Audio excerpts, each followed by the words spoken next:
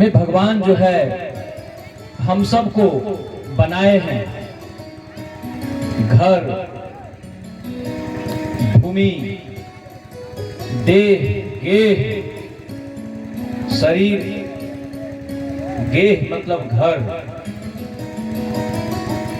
धन, पुत्र, पुत्री, पति, पत्नी।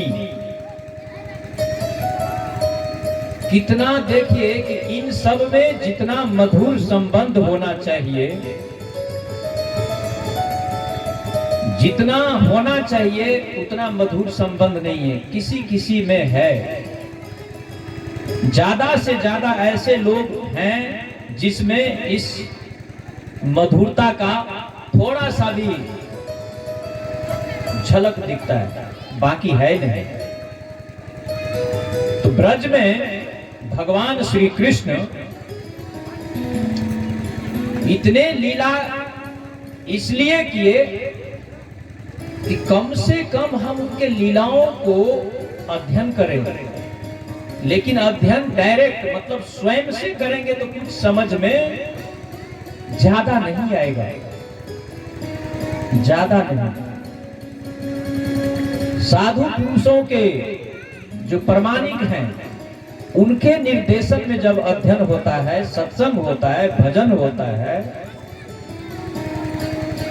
तब उसका जो है वास्तविक मर्म को हम समझ पाएंगे।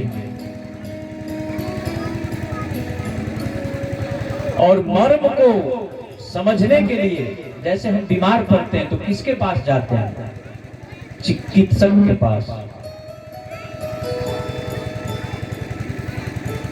चिकित्सालय में। तो जो डॉक्टर हैं वो हमसे पूछता है कि कब से भूख आपको नहीं लग रहा है, पेशाब आपका कैसा हो रहा है,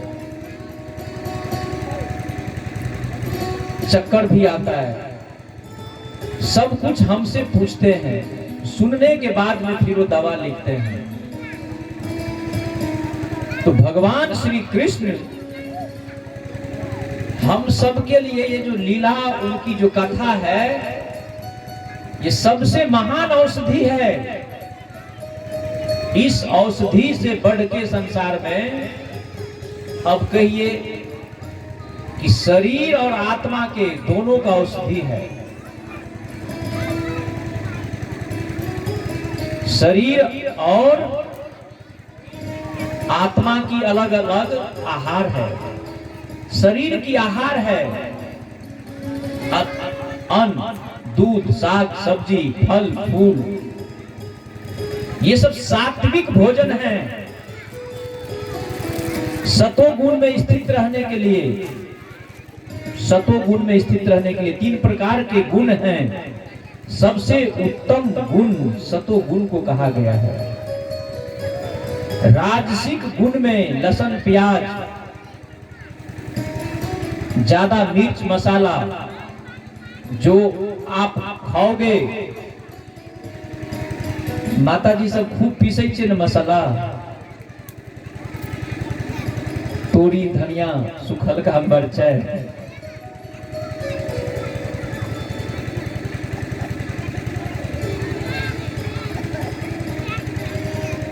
आप तो बेसी हाथ में हिला पड़ा, आप तो गोल गोल मशीन अपने घूमते मिक्सी में।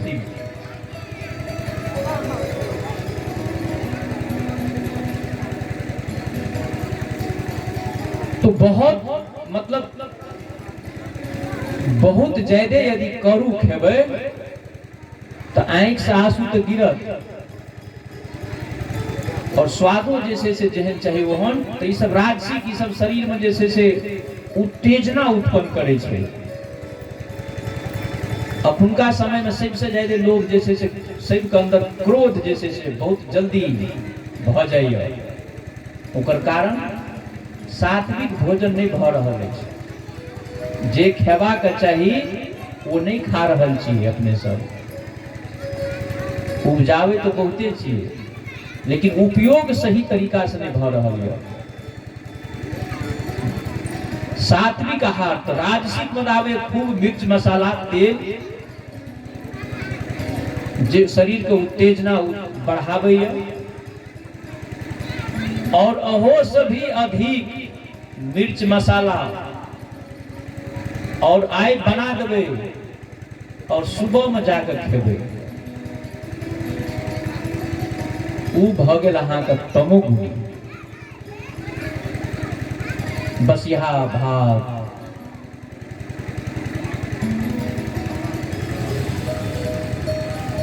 दू दिन का कहै छै बचल छै तऽ खेबे की रो बौआ के सब खिया तोरा सब तो खाइ छी बसिया भात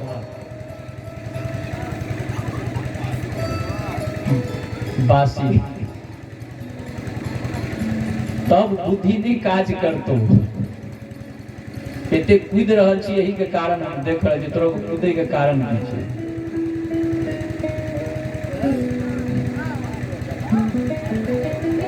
एहि कथा से की लाभ ले के छै से सुनियो। जीवन में लाभ ले के छै कि पढ़ै ले जाय छै तो ओकर की मतलब होय छै कि पढ़ के कुछ जे छै से अच्छा बनब, लेकिन अहाँ अच्छा नहीं बन सकै छी तब अपन दोसर रास्ता जे छै से अपनाबै छी। नहीं हमरा समझ में आबै छै तब की कैल जाय? बदमाशी जे आसान हो से काज हाथ चाह करबे तो अच्छा काम आप नहीं कर रहे इसलिए खराब काम आपसे हो रहा है। अच्छा काम करेंगे तो खराब काम का जगह कहां है? आप भोले बाबा के मंदिर में आइए, शिव जी के मंदिर में आइए, ब्रह्म स्थान में आप मंदिर में आइए, पूजा कीजिए, नरसिंह स्थान में जाइए, ठाकुरवाड़ी में जाइए, दुर्गा स्थान में जाइए, जो आपके घर के नजदीक हैं। नहा धो करके जाइए, सुबह सुबह, शाम को आइए, अच्छा प्रसाद बनाइए, जल्दी उठिए, इनका दर्शन लीजिए, भजन कीजिए, तो कहां समस्या है? फिर स्वयं भगवान आपके दुख को समस्याओं को दूर करेंगे, फिर कोई संदेह नहीं है,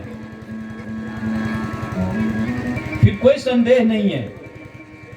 तो भगवान की कथा कीर्तन भगवान इसलिए आकर के तो लीला करते हैं कि हमारे कार्यकलाप को लोग सुनेंगे। जब भगवान श्री कृष्ण आगे सुनेंगे कि जब द्वारका में थे कितने पत्नी है, इनमें से 2 पत्नी मान लीजिए कितने लोगों के पास है? 4 पत्नी तो शायद आजकल बहुत कम के पास, बहुत कम के पास एक साथ वो भी नहीं रह सकती है, नहीं रख पाएगा। लेकिन भगवान श्री कृष्ण के पास 16,108 और 16,108 महल, सभी में उतने दासियां, और वो इतने व्यस्त थे जो ब्रह्म मुहूर्त में 3 बजे उठते थे। नारद जी को मन में ये विचार आए कि देखते हैं श्री कृष्ण के 16,800 पत्नी हैं तो कहां किस समय ये पूजा करते हैं, कब उठते हैं। उनकी हृदय में मन में ये बात उठे कि हम जाकर के दर्शन करते हैं। जैसे गए नारद जी दर्शन करने के लिए तो देख रहे हैं कि भगवान उठ करके किसी महल में भगवान जो है भजन कर रहे हैं, किसी में पूजा कर रहे हैं, किसी महल में जो है बच्चों को जो है कुछ पढ़ा रहे हैं,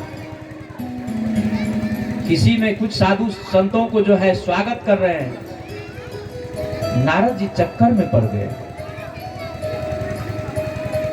तो भगवान के कार्यकलापों को समझना आसान नहीं है, बहुत कठिन है। एक ब्राह्मण थे और एक मूची थे। तो मोची अपना जूता वगैरह सिलाई करके और अपना गुजर जो है चलाते,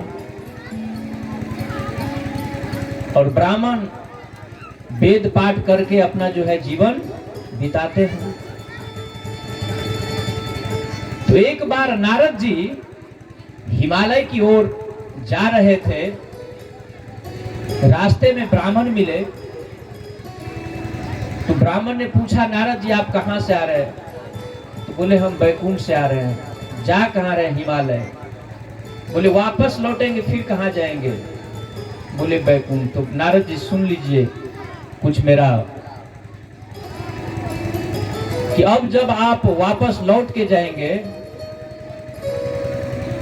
तो देखिएगा भगवान क्या कर रहे हैं, और ये पूछ लीजिएगा कि हम आपके धाम लौट के कब आएंगे। ब्राह्मण ने कहा। नारद जी बोले ठीक है, देखेंगे और आपकी संदेश को हम भगवान के पास पहुंचाएंगे। आगे बढ़े नारद जी। कुछ दूर में उन्हें एक मोची मिला। तो मोची ने भी पूछा, नारद जी आप कहां से आ रहे हैं, कहां जा रहे हैं? नारद जी कहें बैकुंठ से आ रहे हैं, कैलाश जा रहे हैं, वापस बैकुंठ जाएंगे। तो कहा मेरा एक संदेश आप लेके जाइए। बोले प्रभु क्या कर रहे हैं, जब आप आएंगे तो ये भी हमें बताइए, और हम कब लौट करके जाएंगे ये भी आप पूछिएगा। नारद जी बोले ठीक है। नारद जी आगे हिमालय की ओर बढ़े।